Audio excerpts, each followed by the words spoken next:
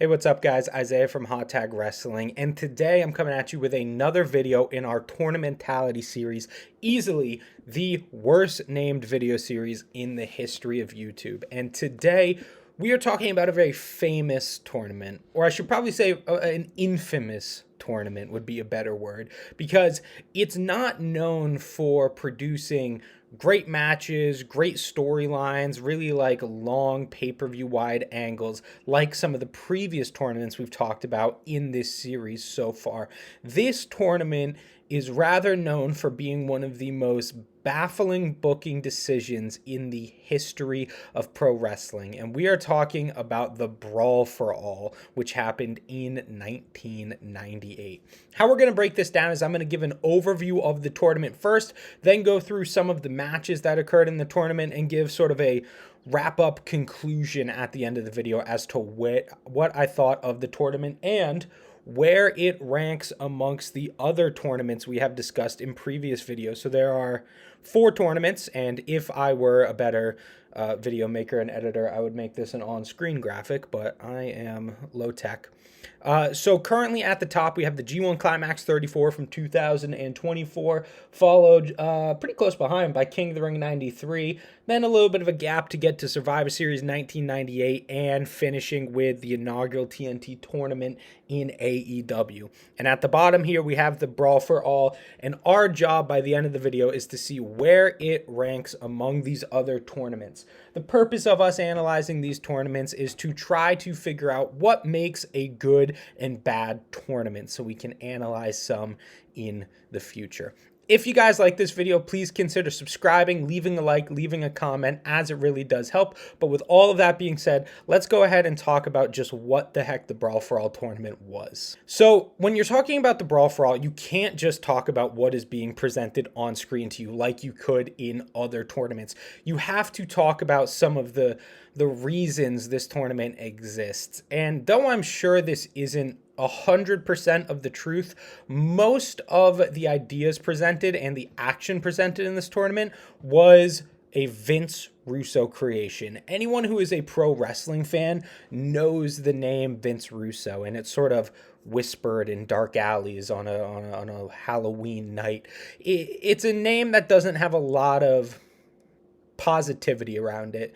He's known for being one of the more controversial bookers in the history of pro wrestling, and that's to put it gently. Generally, he's known as being one of the worst, essentially. And this is sort of his magnum opus of terribleness, one of the worst ideas he had. So essentially, we are looking at shoot fights. And what shoot means is it operates outside of kayfabe. Kayfabe is the fiction in which pro wrestling functions. So if you turn on Monday Night Raw and watch Seth Rollins versus Finn Balor, as I did earlier this week, they are fighting in the ring and trying to express hatred for each other within kayfabe, within the fiction of WWE. But then backstage, they probably don't hate each other. They high five, they give each other a shake on the hand, a pat on the back, and go their separate ways as friends. That is shoot. Shoot means it happens in the real world. Kayfabe means it happens in the fictional pro wrestling world.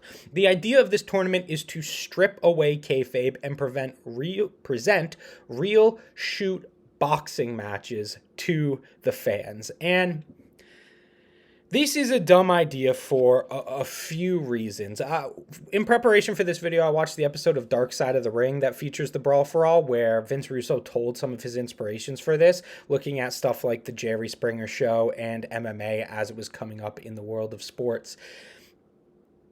And it is so counterproductive to what WWF is, what the idea of pro wrestling or sports entertainment in Vince McMahon's mind is. And I'll go into that more later as we go through, because in order to understand just why this is such a disastrous piece of booking, you have to analyze what actually happened in the tournament. So the tournament happened in 1998 and fell from June to August, and they were, as I said, real fights presented on episodes of Monday Night Raw. There were 16 competitors total in the tournament, and the winner of the tournament would be given a world title opportunity against Stone Stone Cold Steve Austin. That was both in kayfabe, where he would have a match with Austin, and also outside, where management would say, if you win this tournament, we'll give you a little bit of a boost up the card and put you in the main event scene working a program with Austin. And it's an interesting idea, having a tournament that is outside of what people normally see on television in order to present who is the real toughest guy in WWF who can face off against Austin, who has this aura of legitimate tough guy about him. In that vein, it makes sense. But moving out of the scripted fiction of pro wrestling and putting them in real fights doesn't work for so many reasons, and one of them is that they are pro wrestlers. They're not boxers. They are not professional fighters, and even though some people in this tournament have real-world experience with professional fighting, most of them don't, and they're just dudes going out there with no idea what they're doing and having sloppy boxing matches in front of the audience. And it wasn't enjoyable to see. This tournament was riddled with awful matches, a lot of injuries, and just some of the worst creative that you've ever seen in pro wrestling. What we're going to do now is we are going to go through some of the participants, some of the rules for the matches, and the breakdown of how each match went. So the rules for the tournament are a little bit weird because they change pretty much week to week. To start out initially, there are points awarded. It is a point-based system for who wins the matches, and that is similar in many ways to other professional fighting sports, where if no one is knocked out or submits within the allotted time frame, they go to the judges to decide who wins. But this one is a little bit weird. You get points in a round for knockdown, so if you are able to knock their opponent off their feet, and takedowns. Takedowns meaning you're able to grapple your opponent and get them on the ground. So it's sort of a weird mixture between boxing, where you're trying to knock down your opponent, and MMA, where you're trying to ground your opponent. There's 3 1-minute rounds, and you either win by getting the most points or knocking your opponent out. And as you'll see throughout this tournament, knockouts are fairly infrequent because you're not dealing with actual boxers. You're dealing with pro wrestlers. It was weird initially, right from the outget, because the commentators didn't even really know the rules. I just gave you a brief rundown of what was presented on the first episode of Raw, but as the rules continuously changed over and over and over again throughout the tournament, the commentators were basically just like, nuts to this. I'm not going to remember any of this. I'm just going to wing it and try to make it work. When the competitors were coming down, even though they're all WWF wrestlers and have their own unique entrance music, they just all came down to the same generic rock song. Like every single person came down, nothing on the Titantron, the same music playing. They're just wearing black trunks and black gloves. It looks so weird. And I don't understand how Vince McMahon let this go through, because he is such a big guy on presentation. He wants his athletes to seem like these gods within the sporting world, these larger-than-life characters. And all of that was stripped away when they were going in to these boxing matches. But let's go ahead and get into it with the matches. I'm not going to be talking a lot about each one because honestly they're all pretty similar and there's not a lot to talk about. So I'm just going to be giving a few points and the results from each one. So they started on the June 29th episode of Raw in 1998. We started with Steve Blackman versus Mark Marrow. Steve Blackman beat Mark Marrow by points. And when I say he won by points, that basically means it went all 3 rounds, and at the end, the judges awarded Steve Blackman the most points. Blackman had some legit amateur wrestling skills, so he used that to dominate Mark Marrow throughout it. But unfortunately, Blackman was injured during the bout. Obviously, because it's a real fight. People are like, a lot of people are going to get injured in this tournament. So he had to withdraw from the tournament. And this is the first match in this tournament. And within the first round, the entire crowd was chanting, "We want wrestling." Like, you gotta know right from the bat, from the first minute this is on TV, everyone backstage must have gone, oh crap, this is a terrible idea. The audience hates it, but we still got 2 months worth of this to sit through. Because they bought tickets to a WWF show, not to a boxing match. And even if they did buy tickets to a boxing match, they are watching horrible, horrible boxing because it's not people who are trained. So you're not watching the best of the best go at it, and you can't see this technique or this fluency that turns, just brawling into almost artistic movement in some way. It's just two guys who you would see behind a bar in the middle of the night duking it out. That's the same thing you are getting here. And it was just clear from the start this would be an awful idea. So Blackman had to withdraw. So even though he beat Mark Marrow advanced in the tournament. Next, we got Bradshaw versus Mark Canterbury. Now, I had no idea who Mark Canterbury was. Apparently, he is the former Henry Godwinn. I didn't know that. I didn't know the Godwins had any repackaging after they split up in like 1996 or 7. He won by points. Active boos and chants of boring during this match. It wasn't entertaining. It was just this. This is the perfect summary of what happened for 3 to 5 minutes each night on Raw for about 2 months. Just guys swinging, really sloppy and boring. And like, if you want to know that these guys are amateurs, Mark Canterbury is wearing sweatpants and sneakers to a boxing match. That should tell you all you need to know. I am going to pause here real quick because Bradshaw defeats Mark Canterbury and moves on. And there's a couple different reasons why this tournament exists, a couple different stories. One of which is that Vince Russo, the guy who I talked about previously, who booked this entire tournament, hated Bradshaw. And it's not hard to see why. Bradshaw has a history. JBL has a history in the business of being sort of a jerk and thinking he is a legitimate tough guy when he's really not. So this tournament was sort of a creation from Vince Russo to shut up Bradshaw, to say, you think you're the toughest guy? Well, I'm going to book you in legitimate shoot fights and we'll see how you do. And the goal from Vince Russo, at least for booking this tournament, was to embarrass Bradshaw. That was the whole reason he wanted this tournament, was to embarrass Bradshaw. And spoilers for the remainder of the tournament, Bradshaw makes it to the finals, so he doesn't really succeed on that. Even from a punishment booking standpoint, this is a disaster because it doesn't punish book the person who Vince Russo wanted to. Disaster.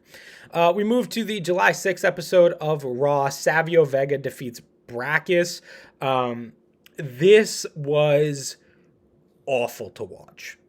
Not for the same reason the other matches were, because it's just guys flailing, but Savio Vega beat the hell out of Brackus. His face was bloody and messed up by the end of this match. And if you've never heard of Brackus, it's because he had a few matches on Raw and then was in this tournament and was gone shortly afterwards. And it's sort of another thing that happens in this tournament a lot, where you have guys whose careers are predicated on the idea that they are badasses, and not legitimate badasses, but they are portraying badasses on screen to the WWF viewing audience. So when you have this guy like Brackus, who, if you don't know, absolutely jacked. He was a wall of a man. He had arms bigger than my entire body. He was ripped. So when he gets beaten, like thoroughly beaten by Savio Vega, all of that aura is completely destroyed and melted away. So Brackus in this tournament had his career ended, not because of like an injury or anything, but just because the aura that goes with a guy like that was completely removed. Imagine in the modern day if you had a Braun Strowman or a Jacob Fatu or a Bronson Reed and they get into a boxing match on TV with someone half of their size and just get their ass beat. You can never take that person seriously again. And that is another reason why this idea was so detrimental. It removed people's auras. it made them seem less than, when the goal of the booker is to raise your stars up as high as possible. So by booking this tournament, Vince Russo was doing the exact opposite of what he should have been doing as head booker of WWE at the time. On the same episode of Raw, Darren Puke Drozdov, anyone remember him? He had a draw with Road Warrior Hawk, but Hawk eventually had to withdraw, or he withdrew for injury, and Droz was pushed forward. This, up to this point, was the saddest fight, because it was two guys who just clearly had no idea what they were doing, going out and just throwing whatever they could at each other. Clearly no technique, no training, just wild guys in there fighting for their lives. Really, really, really sad. But Puke moves on. July 13th episode of Raw in 98. Bart Gunn defeats Bob Holly. This was where it turned a little bit weird for me. So you had this tag team. Bart Gunn and Bob Holly were a tag team at the time. And the pairings, the matches were supposedly drawn at random. But with 16 guys in the tournament, hold on, let me do a calculation real quick. That is a 6% chance to draw your tag team partner. So they had a 6% chance of facing each other, and they just happened to coalesce. That's not what happened. The people backstage definitely put them together on purpose because they were in a tag team and they wanted to gimmick this as much as possible. And I think it really speaks to them instantly recognizing how awful of an idea this was, because they tried to inject so much sports entertainment into this match, putting the tag team partners up against each other. But also, Bob Holly tried to rough Bart Gunn up before the bell. And even after the bell, he was still trying to swing at him and really make it seem like he was annoyed that he lost, because Bart Gunn did end up winning by points. And I don't know. I think they were working the beginning and the end, but within the actual three rounds, they were legitimately fighting each other. So this was one of just the most weird matches in the whole tournament, where if you're going to have real fights, you have to have real fights. You can't gimmick them, because then it just looks so unimaginably fake. And this was a weird one where part of it looked really fake, and then part of it looked really real, but still really bad. So you couldn't enjoy any of it. Bart Gunn won. He moves on. He is a major player in this tournament, which we will talk about when we get into the next round. But for now, he moves on. On the same episode, Dan Severn defeated the Godfather by points in the third round. More We Want Wrestling chants. There was clearly trying to inject more sports entertainment in this match. The wrestlers were playing up to the crowd a little bit more. And then at the end, though, Dan Severn said he had nothing to prove by being in this tournament and withdrew, which means the Godfather went forward instead. I honestly don't know why that happened. I tried to look up why Severn removed himself, and I could only find like kayfabe reasons. Like, he said he was a legitimate tough guy and didn't need to prove himself, so took himself out. But I don't know why that was. Let's jump up to the final first round matches on July 20th. We had Steve Williams defeat Quebecer Pierre by referee stoppage.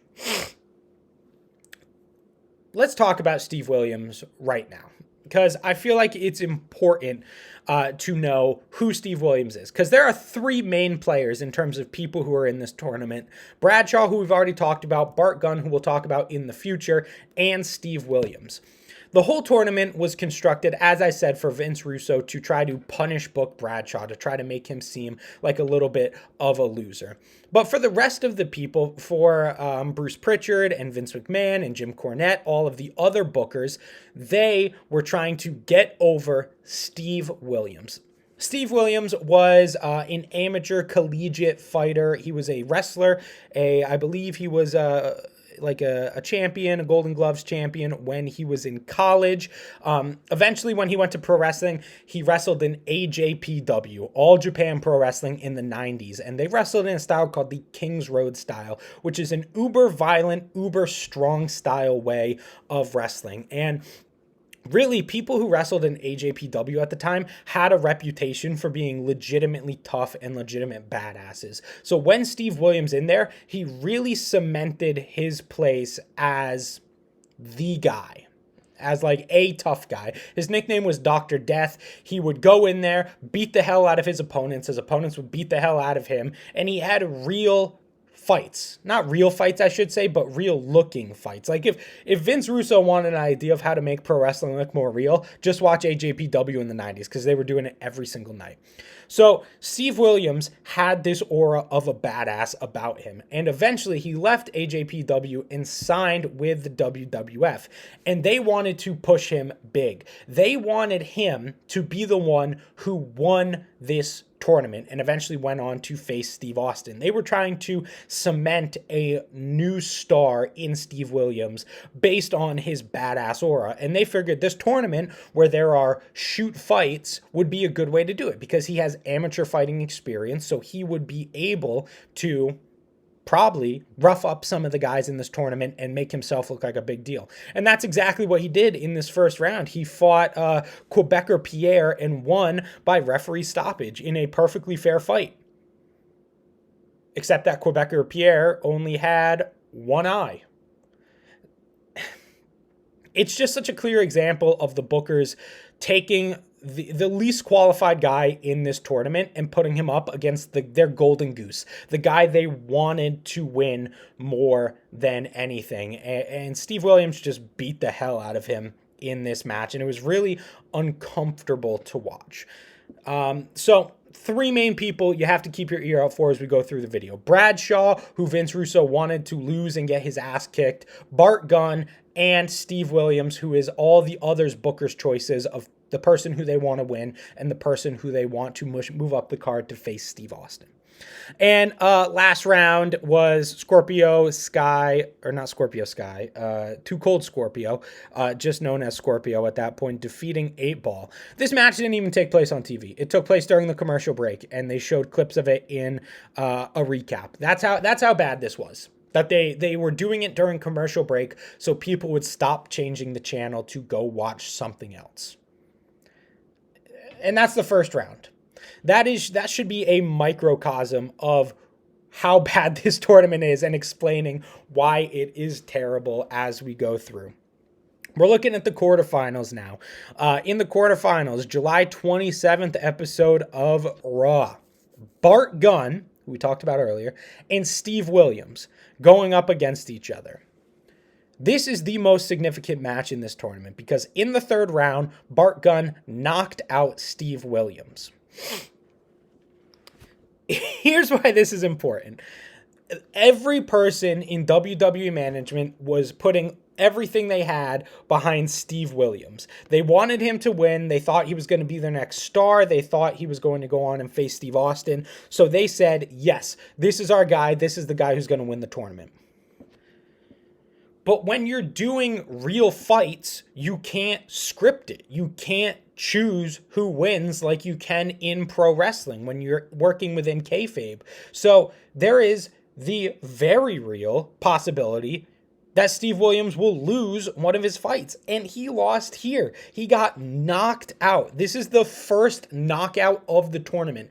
Every other match has either been decided by points or by referee stoppage, but no one has been knocked out. Bart Gunn knocked Steve Williams silly in the third round. And it was definitive. He knocked down Steve Williams. Steve Williams got back up, and then Bart Gunn just took 2 more shots, and Steve Williams was face down on the mat. This is important for 2 reasons. Firstly, Steve Williams never did anything in WWF as a result of this.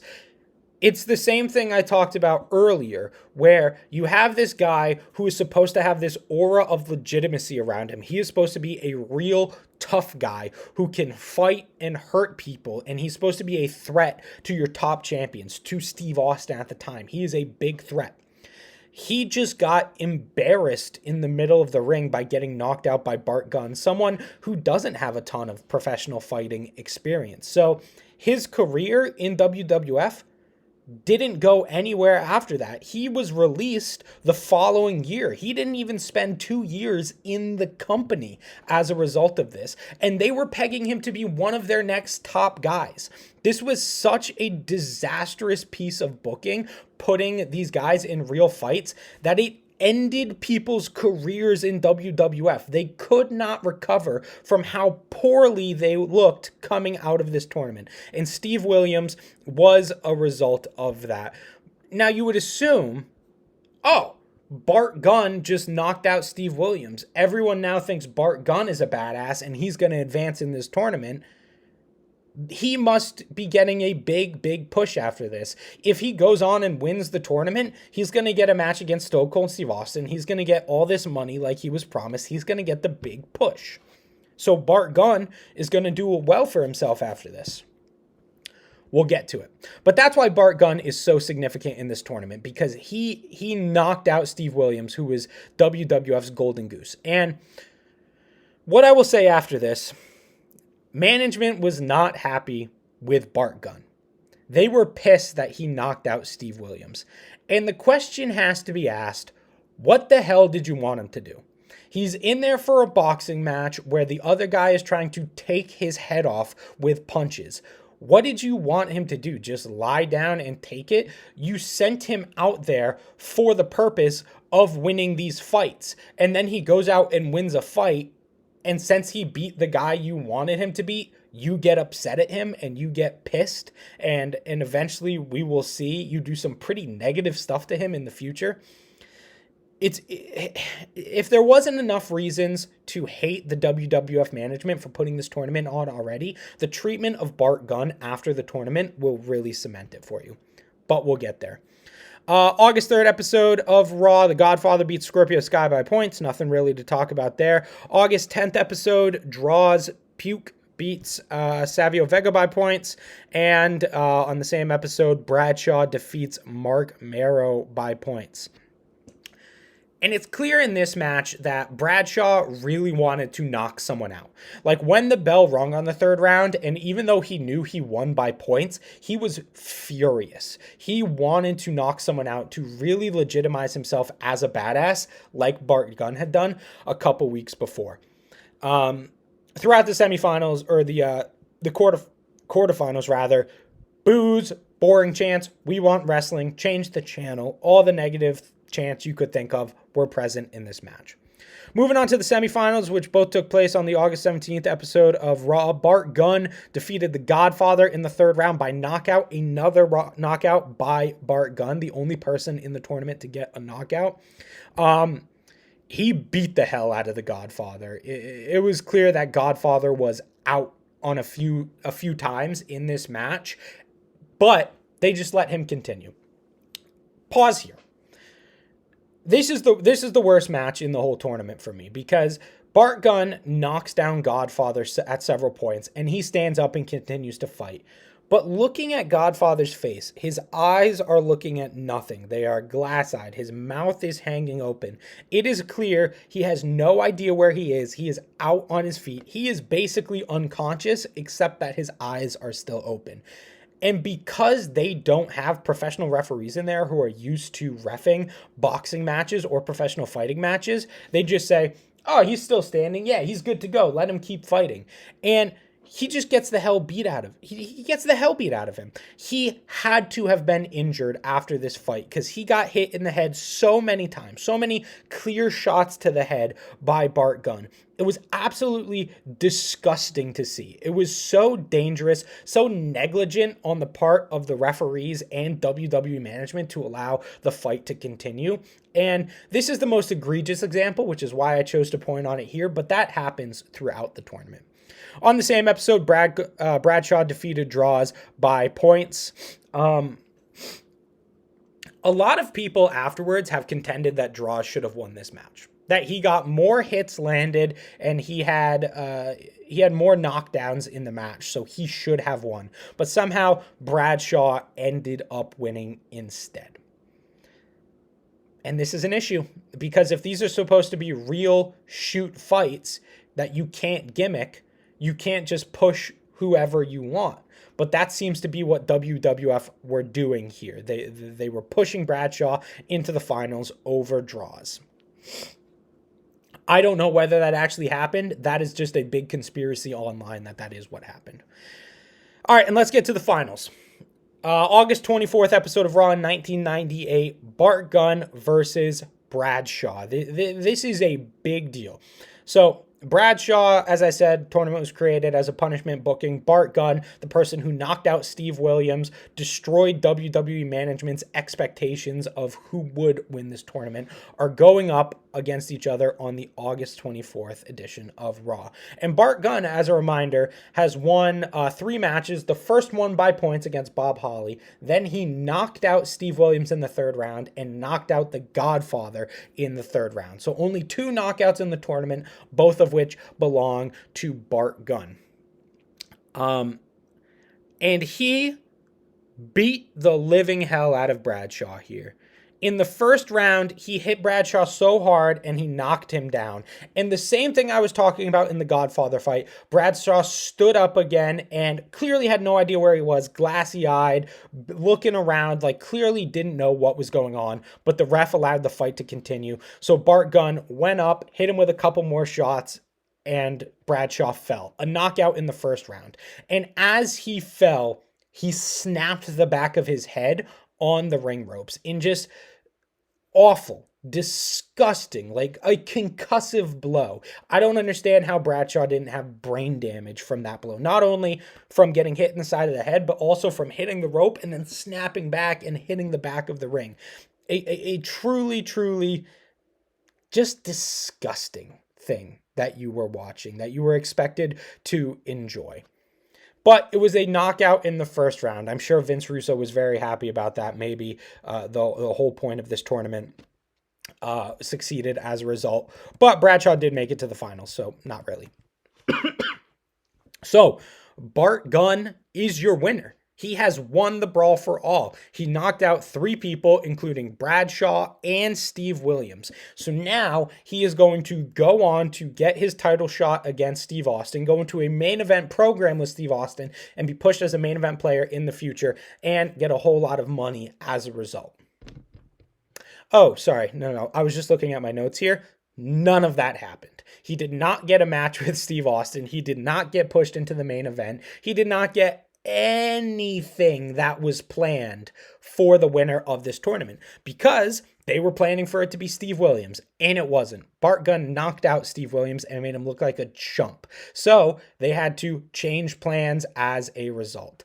Bart Gunn didn't get anything that was promised to him as a result of winning this tournament. What did he get instead? He got a match at WrestleMania 15 against Butterbean. If you don't know who Butterbean is, he is a legitimate boxer. He is a shoot badass who goes in there and murders people in the ring. And he was put in there with Bart Gunn. Now, Bart Gunn won all of his fights, but he was going up against other professional wrestlers. And sure, some of them had amateur wrestling or amateur boxing experience, but they were professional wrestlers. They weren't used to fighting on a regular basis. Butterbean was. They sent him out there with Butterbean, who knocked him out in only 35 seconds. It is one of the most disgusting and deliberate examples of punishment booking I have ever seen in professional wrestling.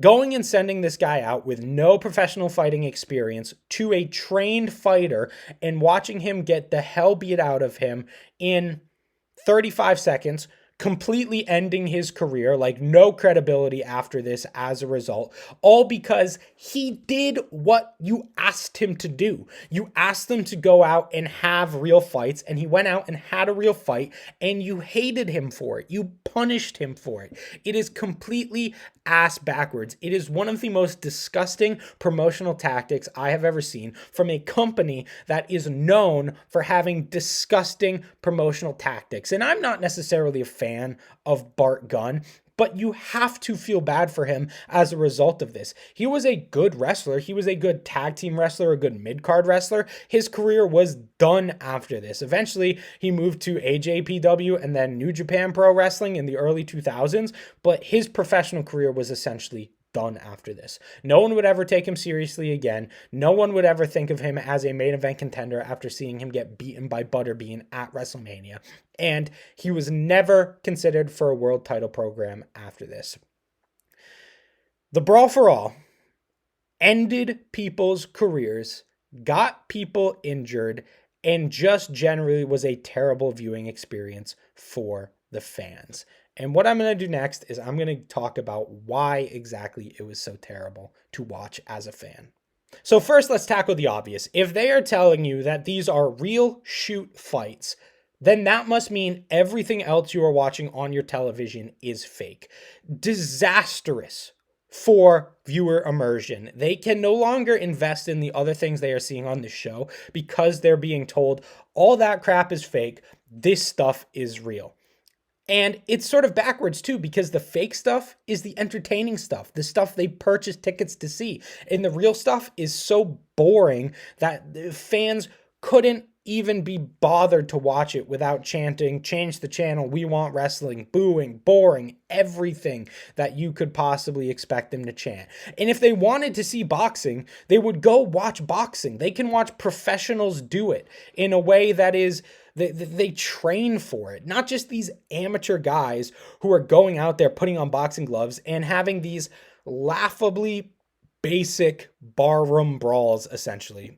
It's bad all around, because if you're a fan of professional wrestling, you don't get to watch pro wrestling. If you're a fan of professional boxing, you are watching the most amateur boxing that has ever been presented to you. So it's such an awful idea. And as a promotional tactic, it's so disgusting. Putting people out there to legitimately get injured, destroying people's careers in the result, all just so you could have a little bit of a laugh at Bradshaw, try to get him embarrassed in front of a TV audience. You're a booker. It's your purpose to make these guys stars. It's not your job to allow your personal feuds with people backstage to be displayed on television and for you to try to bury people as a result. Why would you ever want one of your employees to not be functioning at their highest potential? You should want everyone who goes out on screen to be a star and for the audience to receive them that way. And this tournament was detrimental to that idea. And not only that, it was boring. Like, I watched the entire thing in a day and I was bored, tearless. Nothing exciting happened. And when something exciting did happen, like a knockout, I couldn't get excited for it. I just felt gross. I felt like, oh God, why am I watching this? Why was this put on TV? Why did people agree to do this? It was all around terrible. This tournament did not do one single thing right. It was not entertaining. It was not productive to the people. It actually detracted from the careers of the individuals in this match. It didn't advance any storylines. It did absolutely nothing. It was a waste of time, and more so than that, it killed people's careers. So if we're looking at our rankings right here, where we have these 4 tournaments already, I'm not going to keep you guys in suspense. I'll move it up to be under the TNT tournament. But this is the worst tournament that we have looked at so far.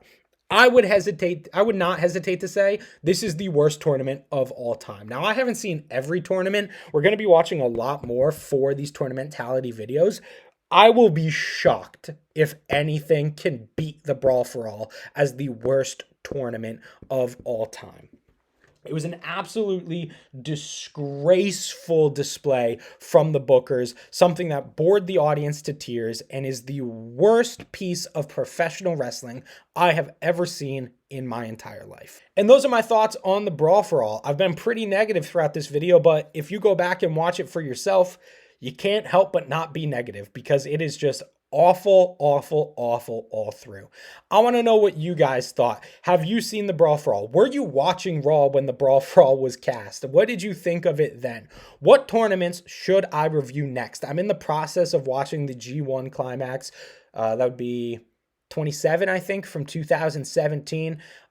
So I will be releasing a video for that in maybe next month or 2 months from now once I finish it. So keep your eyes out for that. I also am looking to do the WrestleMania 4 WWE Championship Tournament, as well as the Cruiserweight Tournament and Cruiserweight Classic, that is, and a PWG Battle of Los Angeles. So expect to see those in the future. But the only way you can see those is if you subscribe and turn your notifications on so you can see whenever I upload a video. While you're down there, please leave a comment, leave a like, as it really does help a new channel like mine to grow. But with all of that being said, I want to thank you guys so much for sticking with this video for me. It's been a longer one than my normal ones, but that's because there's so much to say about this piece of garbage tournament. Thank you guys very much for watching. I have been Isaiah from Hot Tag Wrestling, and I will see you next time.